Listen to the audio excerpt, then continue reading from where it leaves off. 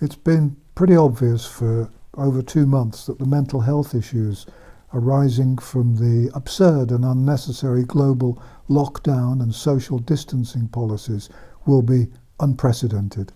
There will be twin genuine pandemics of anxiety and depression.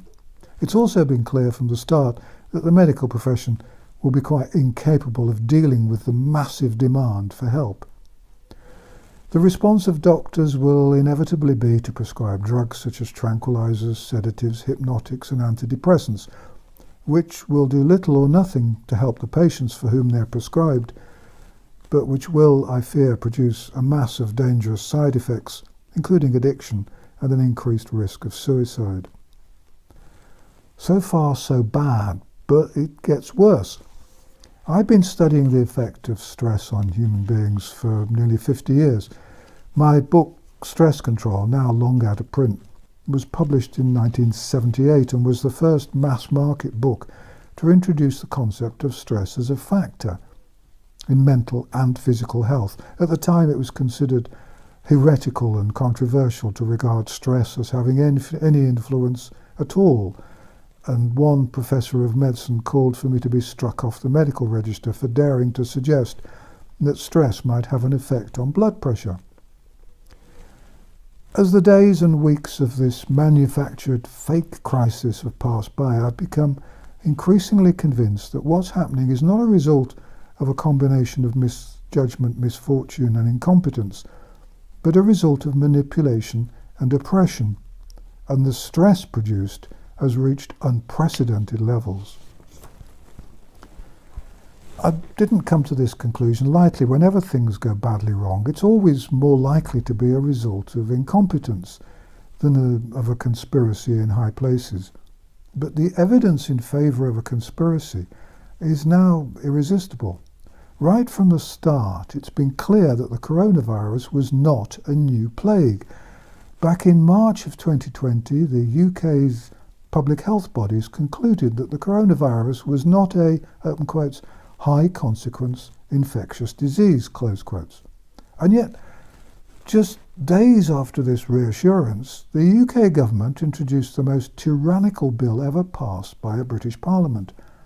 The 358-page emergency bill, which gave them the power to introduce the lockdowns and social distancing and what have you, and took us back to pre-Magna Carta days. King John himself would have been proud of Boris Johnson's ruthless and unnecessary power grab. Unfortunately, we don't have a King Richard to ride to our rescue. Not even during the Black Death plague was so much power taken from the people. Our civil rights have disappeared and there's no sign of them returning. It's no exaggeration that now, around the world, many people live in police states. Everything I've written and said so far has been proved right. Experts now agree that we should have done far more testing back in March of 2020, and that Ferguson, the mathematical modeller whose theories helped decide government policy, has probably mistakenly exaggerated the risks. I'm by no means the only person to realise, or rather to think, that Ferguson's track record is appalling. His predictions seem to me to be about on a par with those of a fortune teller using an upturned goldfish bowl. Ferguson's initial claim that 500,000 Britons would die of the coronavirus is still being quoted, even though the estimate has been rather discredited and the modelling questioned, to put it politely. Much fuss is made of the fact that 300,000 people are alleged to have died around the world, though I doubt if many doctors would believe this figure. There's little doubt that it's wildly exaggerated. And although every one of those deaths is a tragedy, the figure has to be put against the figure of 650,000, over twice as much, which is the number who can die of flu in a single season. Malaria kills over 600,000 a year without anyone turning a hair. And tuberculosis recently killed 1.5 million people in a single year. I don't remember councils rushing around taping up park benches and banning people from driving to parks to protect us from that danger. the UK government's appalling record on testing puts it in 41st place in the world, far behind Lithuania, Luxembourg and Cyprus. Several studies have suggested that a huge percentage of the population has already had the virus, and that those people are therefore now immune. The minister responsible for this failure should be looking for employment elsewhere. There's also widespread medical support for my contention that the lockdown was not only unnecessary and counterproductive in controlling the infection, but also guaranteed to cause far more deaths and mayhem than the virus itself. Every day that passes produces yet more evidence that every forecast I made is coming true.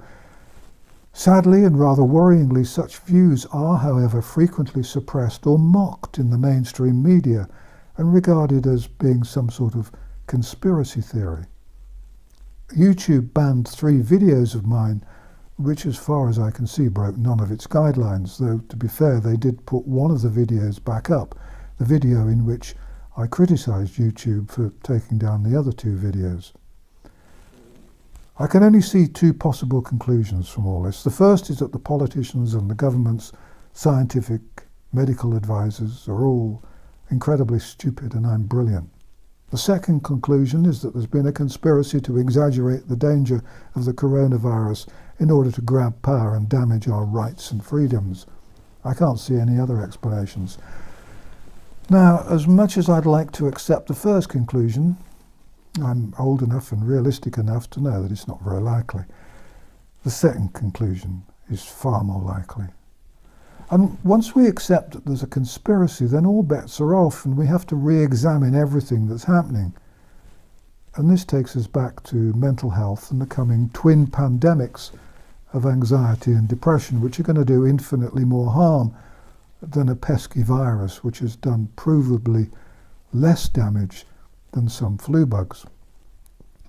And it quickly becomes apparent that governments have done everything possible to create more anxiety and to exacerbate the incidence of depression.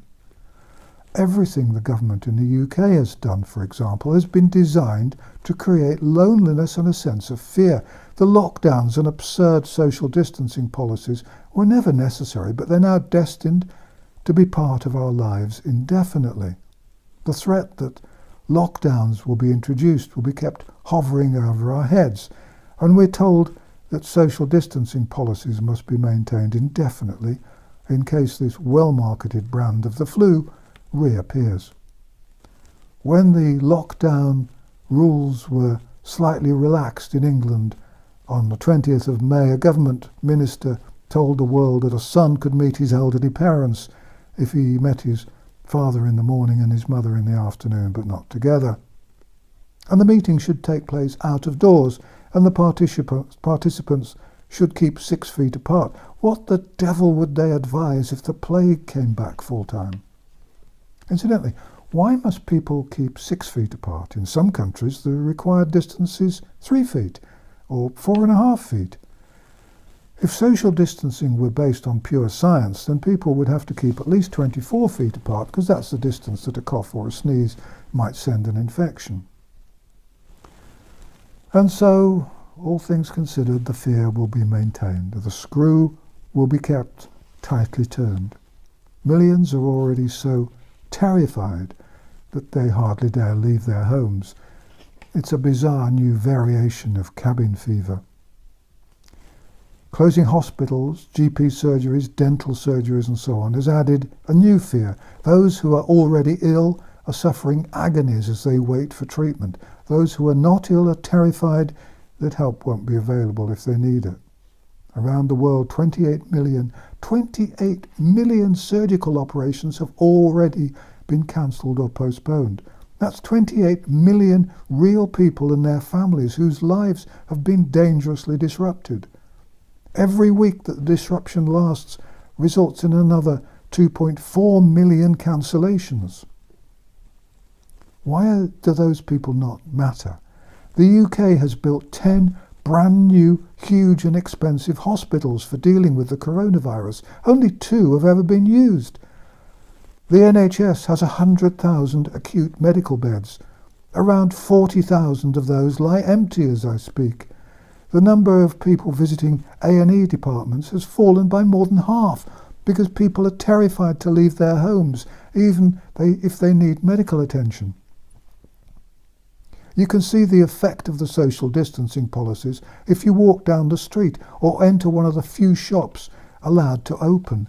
Many people step aside with terror in their eyes. They cover their mouths and turn away. We're being taught to regard our neighbours as angels of death.